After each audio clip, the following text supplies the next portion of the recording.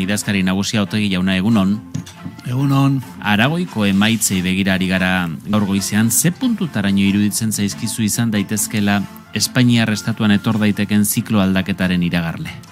Bueno, badira ditu batzuk esate dutela, estatu batuetan esate dute Ohio izaten dela, nola baitere markatzen duna estatu batuetako emaitzako Ohio uste du dela.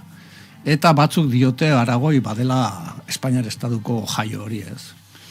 Nik ez dakit noraino, momentu honetan nik uste dut askotan badaukagula nolabaiteko tendentzia bat azterketak egiterakoan termino klasikoetan egitera. Eta nik aspaldi mundu guztiak dator bat esaterakoan egoerak momentu honetan oso likidoak direla eta oso azkar pasatzen dela gauzak eta bar.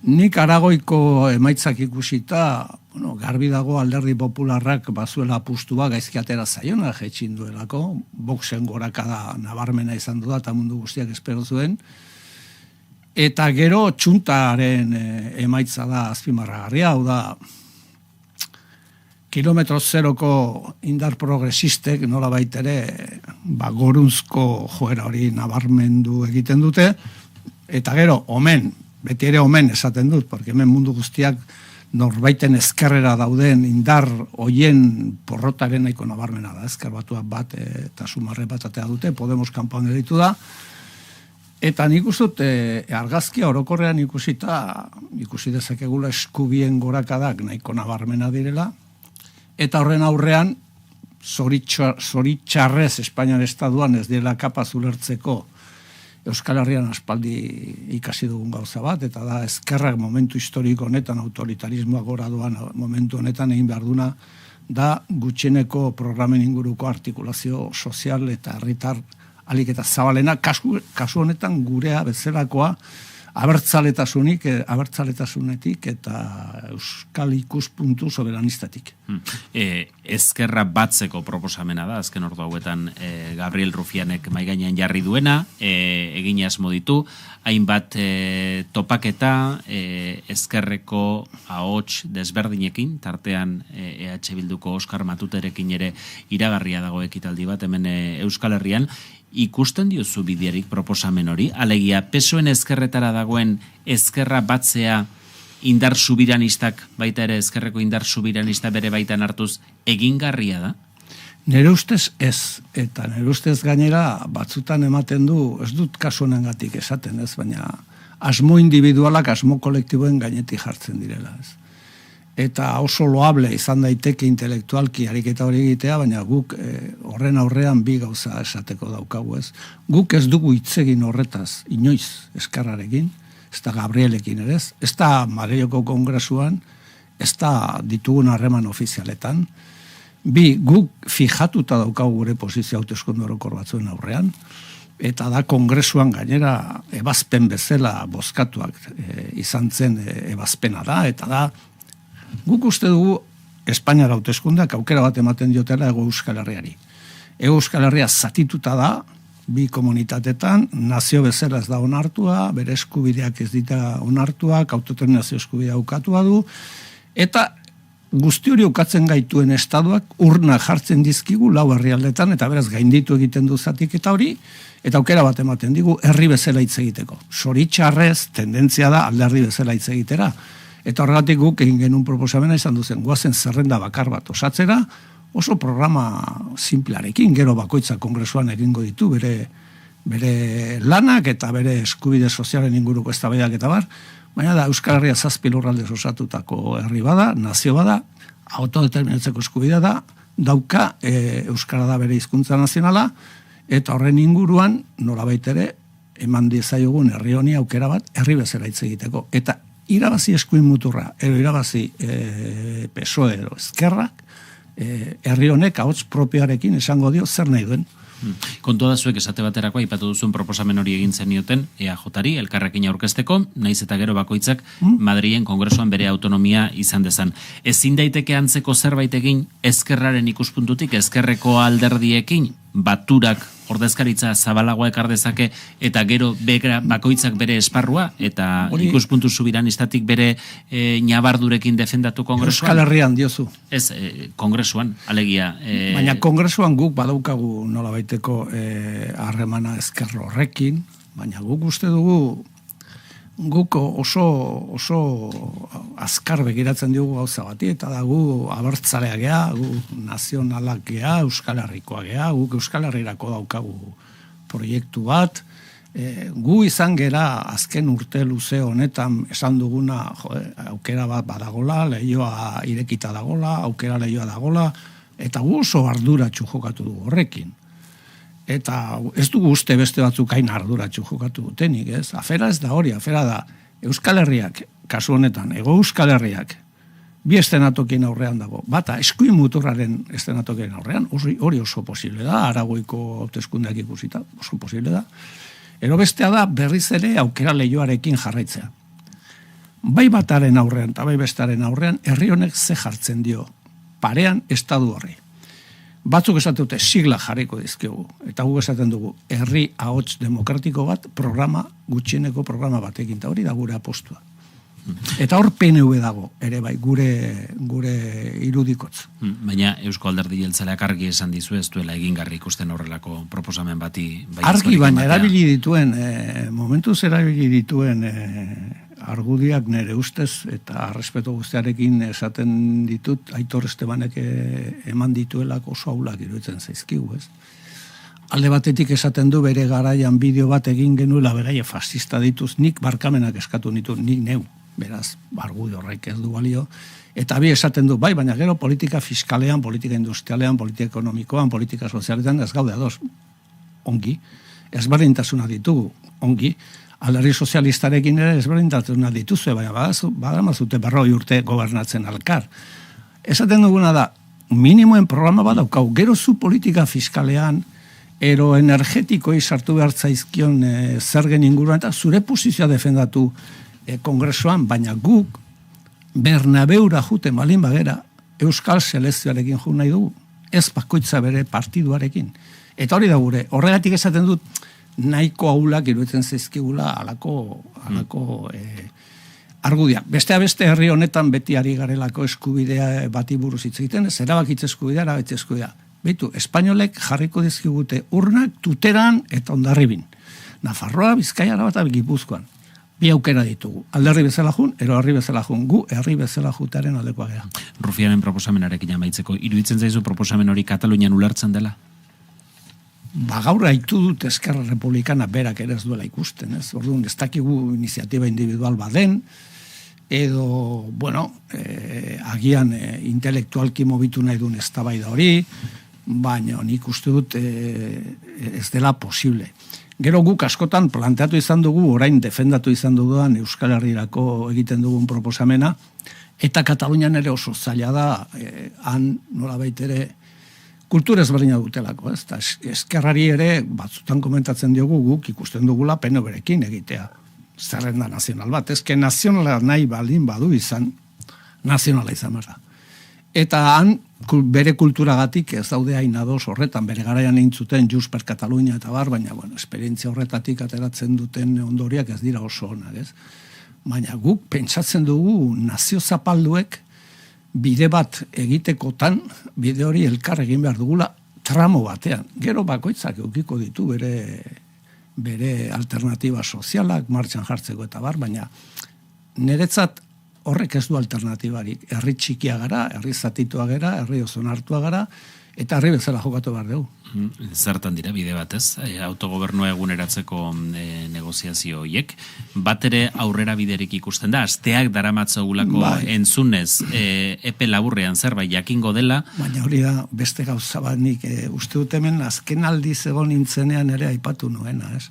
Askotan bizi dugu ansiedadearekin gai hauek, eta, bueno, nik gutxienez nire burkidei eta lagunei gauza bat gomendatzen diet, ez? Eta da, denboraren neurketa termino orientaletan egiteko. Zen eta bestela oso estresatua egiten dugu bide hau. Egia da hemen Aitor Estebanek PNV-ren buruzagitzartu zuenean jarri zuela data bat, baina guk bagera matzan urteak hitz egiten gauza guzti hauetaz, eta uste dut ona dela data jartzea, eta ona dela esatea, bueno, hemen ez dugu eztabaida bizantino bat egingo bukatzen ez den hoietakoa, baina nik uste dut lehendakariak berak ekainia jarri zuen, nik badakate impresioa, eta niri tokatu zein nire esperientzia personalean askotan negoziazioak politika izkilarriz egiteko, ez? Lizarragarazin eta bar.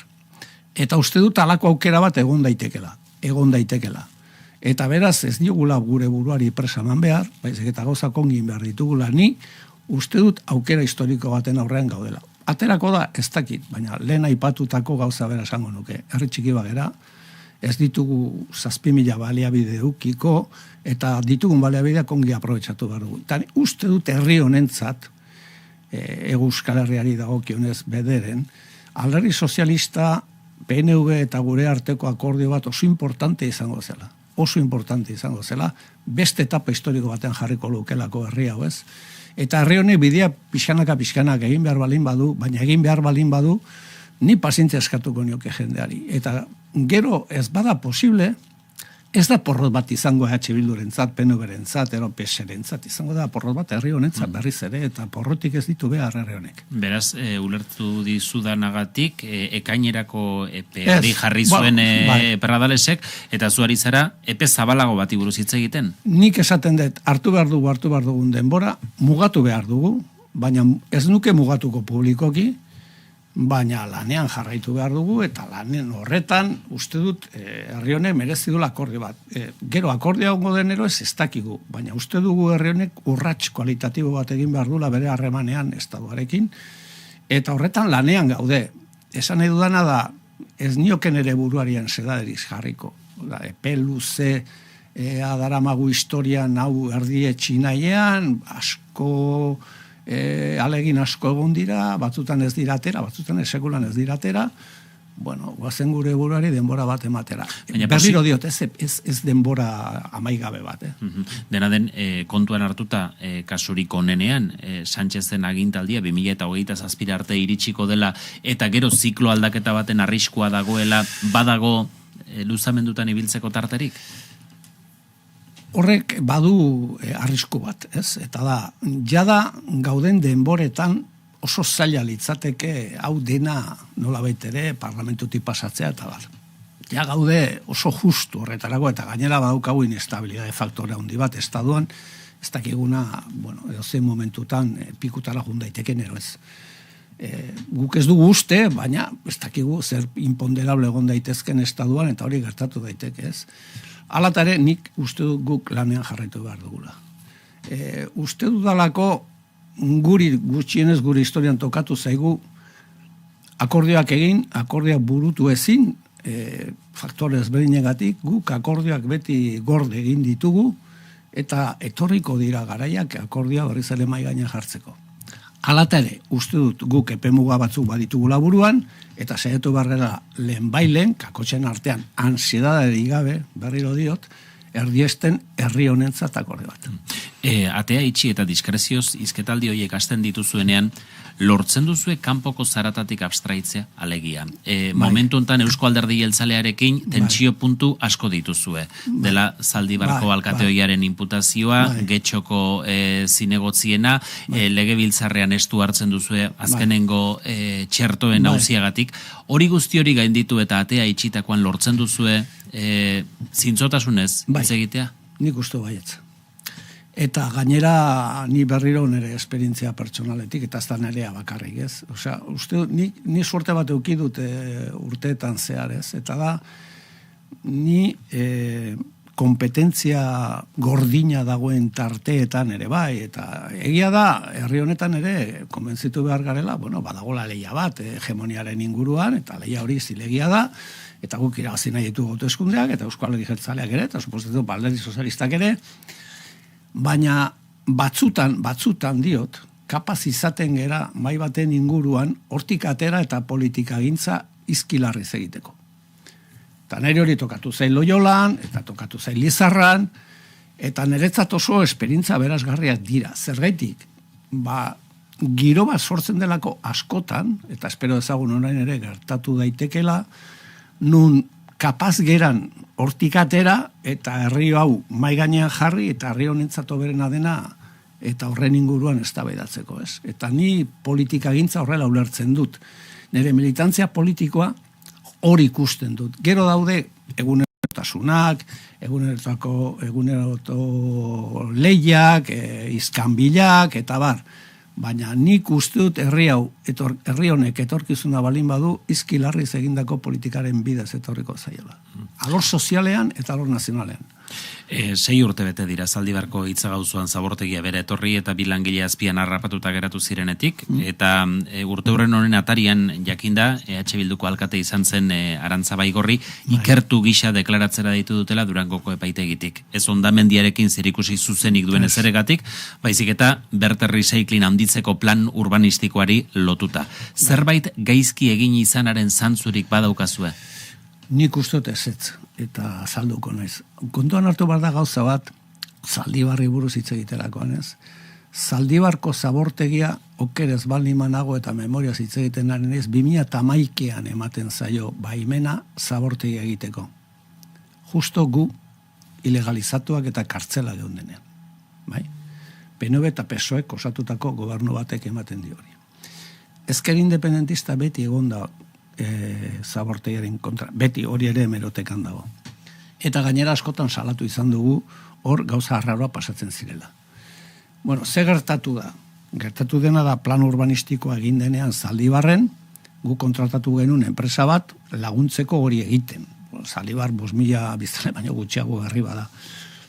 Eta tekniko guztiak, bai enpresa horietakoak eta baita ere udalekoak esan zuten, nola baita ere hor bazegoela irregulartasun bat, eta deitzen diote konsolidatu daitekena ero ez. Hau da, badira gauza batzuk gertatzen direnak, norbaitek egiten du 7 txabola mendian, eta zudakazu aukera bat ero bota, ero konsolidatu. Eta da, bueno, irregularki egin dira, baina kaltea handiagoa egiten da, hori botatzen besteakin baino, ez? Eta orduan, denek egin zuten proposamena izan duzen konsolidazioarena. Eta gure alkatesak gintzuna sinatu, zeatik, bere arkitektoak, bere sekretarioak, bere tekniko guztiak eta enpresak hori izaten da. Baina hori bagarri. Plan hori martxan jartzen da Zaldibarren, diputazioak, Bizkaiko diputazioak, baiezko ematen diolako, zergatik, 5.000 biztanle baino gutxiko herriak badutelako beharra zilegiztatzeko bere planak diputazioak baiezko ematea. Kasu honetan Imanol Pradalesek sinatu zuen hori. Nik uste dut Imanol Pradalesek bazuela interes berezirik hori horrela egiteko ez. Segurazki Imanol Pradalesek egintzuna izan duzen gauza bera. Tekniko guztia pasatu zioten informea eta sinatu egintzun. Esan eduana da, dakaten impresioa da izkilarriz hitz egiten dela eta izpotoloekin hitz egiten dela herri honetan eta badagola nola baiteko badago asmo bat, ez, ventiladorea jartzeko. Baina gauza badira katxumanoak, beste gauza irregulartasuna eta beste gauza batzuk korrupzioa. Baina litekena da kasu honetan informazio ez zuzenaren gainean onartu izana plan urbanistiko hori? Eta hori alaba da ardura egon daiteke hor, ardura politikoa? Ardura egon daiteke, noski zure tekniko guztiak gaizki egiten badute lana eta zu sinatzen balin baduzu, bakizu hemen sinatzen duenak du erro guztia, ez? Baina nahiko injustu iruditzen zait. Zeren eta, bueno, zuk azkenean, behitu, nik esaten den, nik dokumento desente de sinatzeitut. Nere ondoan daukatena militanteak dira, nik konfiantza osokoak dira. Egunen batean akatsak egin dituzte. Eta agian, nik akatsa egin dut gauza txiki horietan, ez? Baina herri txiki batean, alakori gertatzen denean, zuk enpresa bat apropos, enpresa ditu bat apropos kontratatzen duzunean hori egiteko, eta esaten zunean, eta udaleko tekniko guztiak esaten zuen, hau ongi dago, enpresak esaten hau ongi dago, eta diputazioak esaten zuen, hau ongi dago, sinatzea ez dut uste denik. Gainera, jakinda gure posizioa guztiz zabortegi horren kontrako izan dela. Honek EAJarekin sortu dizue tensio handia, getxoko zinegozien inputazio eta Zaldibarko alkate birena paretsuan tokatu direlako, udala hauteskundeak gerturatu ala horrelakoak ugaritzen ikusiko ditugu, aurrez aurreko hauek. Beitu, hauteskundeen inguruan badago orokorrean, gauza bat nik azpimarratu nahiko nukena, ez? Eta lehen hitz egin dugu nire esperientziataz, gure esperientziataz, da bakarri nerea, izkilarri hitz egin dugunean politikaz eta bar. Nik goratzen du Lizarra Garazin, eta ekartzen dut mai gainera eztabaida hau netzat importante dalako, ez? Lizarra Garazin Xabier Arzayusek askotan esan zuen gauza bat. Esan zuen, bueno, hemen herri guztietan bezala batzutan guk irabaziko dugu, eta guk gaizki egiten dugunean, bazkera bertzaleak gobernatuko du, eta gero geraiek ere gaizki ingo dituzte gauza, eta gu etork gera. Osea, oso kultura demokratiko zale baten aldeko apustua egin zen, ez? Nidakaten impresioa da momentu honetan, badagola estrategia bat, nun lehenengo fasea da hauek ezin dute irabazi hauteskundeak. Eta horretarako, egin behar dena. Eta dena egin behar da. Baina badago bigarren fase bat honetan, eta da, pasaen hauteskundan ikusi genuna, ez? Eta irabazten malin badute ezin dute gobernatu. Eta ez gobernatzeko peperekin ere paktatu behar bani da, paktatu behar da. Hori ja, ez zaiten demokratikoa ikusten. Orduan, ikusten dudana da, hemen badago opzio bat irabazteko aukerak dituena, Euskal Herria Bildu, hori ekidin egin behar da, eta horrek politikan espainoles esaten den bezala egingo ditu extraños compañeros de cama. Kontua da, horrek erakusten duela baita ere, EH Bilduk beste alderdi batzuekin gehiengoetara iristeko badaukala zailtasun bat, ez da? Pasaden astean esate baterako Jose Ignacio Asensio Gipuzkoako sozialisten idazkari nagusiarekin hitz egin genuen hemen, PSE EAJ harremanei buruz aritu ginen, eta gero galdetu genion ea aliantza aldaketa bat etor daiteken. Berak zioen, gero-gerokoak, baina EH Bilduk iraganari dagokion irakurketa etiko bat egiten ez duen bitartean beste ezer sakonagorik eta egonkorragorik ez dela planteatzen zioen. Nik uste dut hori dela beste latigillo bat erabiltzen dena, etengabean, ez? Baina horren atzean beste gauza badago. Galdera ez da hori, galdera da. Ikusi ditugu mokoka, PSE eta PNV gaian askoren artean, ez? Trenan hundi pasatu gara, Gasteizetik, ero Ezkiotik. Etxe bizitzaren arloan ikusi gu Deniz Itxaso lehendakariarei gauza bat eta beste esaten. Euskararen mailan ez daude ados. Estatusean ere batzutan gauza batero beste esaten dute. Pasaiko portuaren inguruan ez daude ados. Zertan daude ados? Gauza batean daude ados. Eta da, biak alabiak behar dituela bestea gobernuan jarraitzeko. Hori da joen helburu bakarra, orduan, zure helburu bakarra denean gobernuan jarraitzea, zuk zure arima politikoa galdu egiten duzu. Afera ez da gurekin ero ez, afera da zeintzuekin zertarako. Eta guk ikusten duguna da, bizikleta estatikorako tendentzia bat, PNV eta PSUren artean. Eta orain beste gauza esango nuke, gu ez gaude politika eta aliantza politikak egiteko, batekin besten kontra. Horretan ere ezberdina gera. Guk jarriko genuke mai gainean minimoen programa bat, gutxineko programa bat, denekin adosteko, fasistekin genduta. Datorren astean duzue konferentzia municipalista, udal eta foru hauteskundetarako lehentasuna finkatzeko izango da, hautagaitzak ze epetan hasiko zarete diseinatzen? Harrapatzen diezalako gauzetan, ez dualako kontrolatzen nik datak eta hori, baina uste dut udar aldea nola izango dela. Nola nahi ere hasi zarete pentsatzen nortzuk izan daitezken plaza importanteenetarako pertsonak esate baterako Donostian eta Gipuzkoan. Bi plaza horietan aurrekoetan ere emaitza onak atera zenituzten eta gobernu aukerak sor daitezke. Izagirre eta Iriarte binomio hori errepikatuko da, errelebo bat aurre ikusten da? Oraindik ez dago hori ez batere erabakita, ez?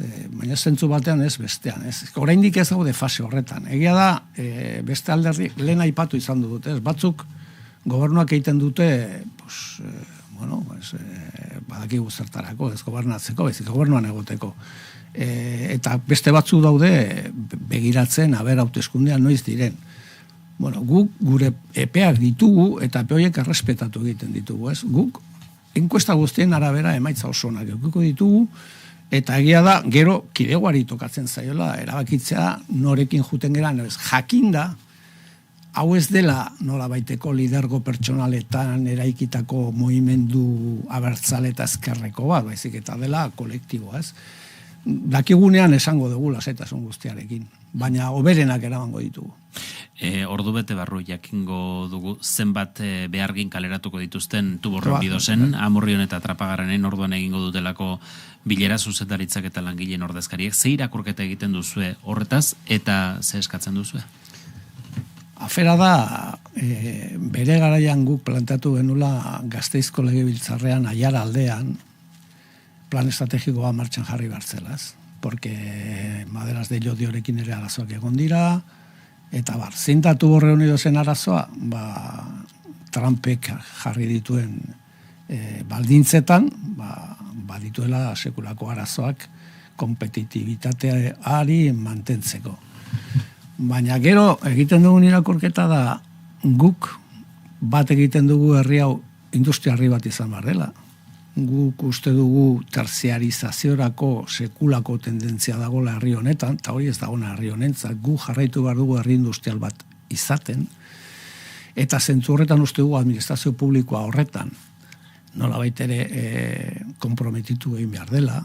Nik gogoratzen dut etxe honetan bertan orain dela urte batzuk esaten genituen gauza komunisten gauza zirela esaten zuten askok, eta orain mundu guztiak esaten du haien sare kasua adibidez, hor ere kalapita dago eta ez daude ados, administrazio publikoak errotu behar dituela enpresak hemen.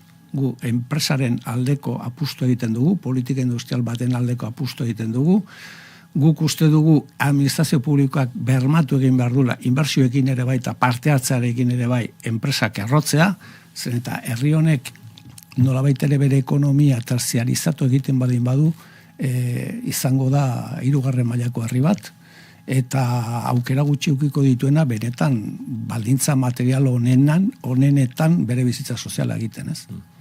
Arnaldo Otegi, EH Bilduren idazkari nagusia. Eskerrik asko Euskadi Irratira etortzegatik urriko batera arte. Zuei, mi esker, plazer bat. 9:00 jo berri dira.